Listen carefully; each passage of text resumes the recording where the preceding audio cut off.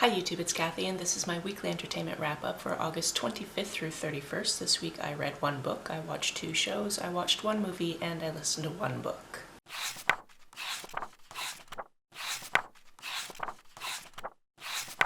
This week I am back at home at everybody's favorite filming location because the place where I usually film, aka Library 2, which is funny because in my household we only have 1 library, but we used to have 2. In any case, that room is currently full of boxes from the garage because the garage is getting redone.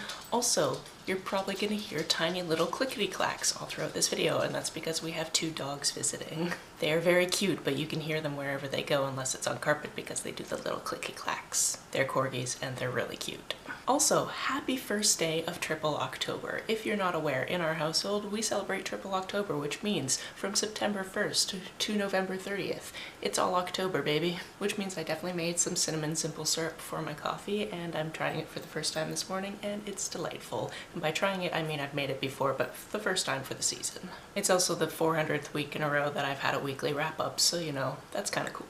The book I read this week is called Pizza Girl, and for most of this book, that's what the main character is called. This one is a little bit messy. The main character in this one is 18 years old, pregnant, living at home with her mom and her boyfriend, and works as a pizza delivery driver. It also takes the dogs forever to get anywhere because their legs are so little. They're corgis, what can I say? One day while she's working at the pizza shop, somebody calls in and is like, hey, in the last place I lived, they used to have this pizza that my kid really, really loved, and nobody else will make it for me. Will you make it for me? And she's like, we don't actually have pickles as a topping, but like, let me just pop into the supermarket and grab a jar of pickles. Like, why not? I'll add pickles to your pepperoni pizza and I'll be there at 4:30. When she arrives, she's immediately infatuated with this woman, which is only part of her problems because she's also having the complex grief over the fact that her dad is dead, but her dad wasn't a great person, but also he was her dad. And he has some traits that she may have inherited, aka she's drinking sometimes when she definitely shouldn't be drinking because, oh yeah, remember, she's pregnant? Her partner and her mom are very excited about this baby, but we're not quite sure if she is. Like I said, this one is messy and queer and it goes to some extremes at points, and yeah, you'll just have to experience the rest of it for yourself because I'm not going to tell you anything else that happens.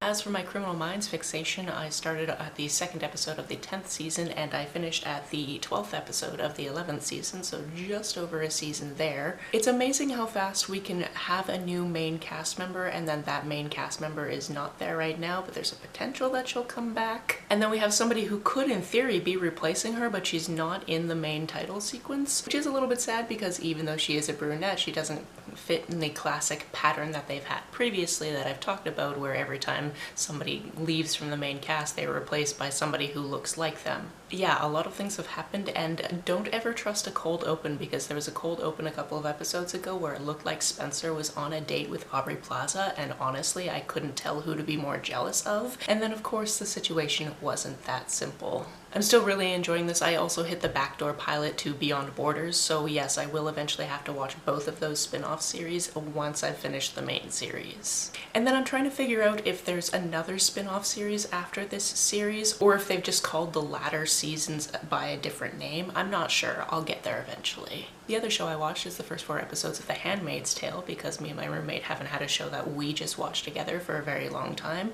and she's like, I would really be willing to rewatch this, and I'm like, I read the book, so I should probably get around to watching it, especially because, yeah, I also like Elizabeth Moss. And then Alexis Bledel showed up and I didn't really recognize her because of the ridiculous tilt of their heads they have to have and the fact that they're covered up, and her voice is different.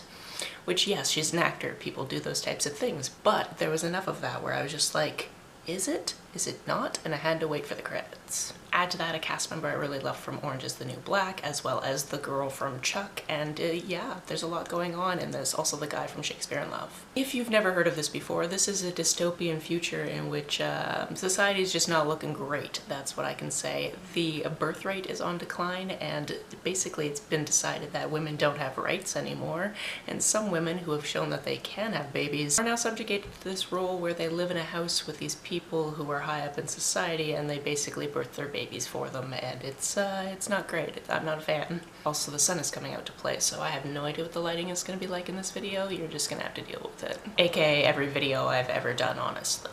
I definitely remember a bunch of the things from the book, even though I read it ages ago, so watching this, it's kind of like bringing the things from the book in my brain to life, which is pretty amazing. And I'm not going to be too mad if they change little details here and there, but the main things that I remember, like the ceremony, stays intact, which I hate that for the people in this society, but I love that for just the adaptation of it all. Funnily enough, the one movie that I watched this week also had a cast member from Orange is the New Black, although not the same one, and that was called Greedy People. Firstly, had I not been told that one of the main characters is Joseph Gordon-Levitt, I don't know if I would have been able to place him because of the facial hair situation he had going on. I didn't hate it on him, but it so completely changes his face, and the fact that he's playing a character I've never personally seen him play this type of character before, that I wouldn't have been able to place him if I didn't know going into the movie that that's what I was getting myself into.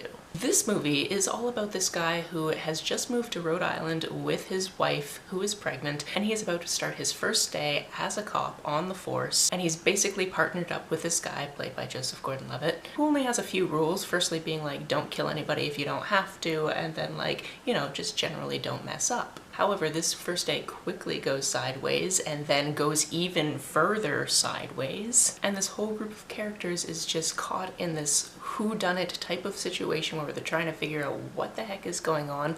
There's two different hitmen in town and they're both involved in the situation. And this quickly just spirals and you don't know what's going to happen next. You just know that these people don't want to be in the bad situation but want to make the best of the bad situation that they're in, and you don't know who's going to come out on top. Honestly, there were a couple of points of this that were a little bit slow, but I didn't mind it all that much because I was kept engaged and I wanted to know what was going to happen. Were certain people going to get away with certain things? I didn't know.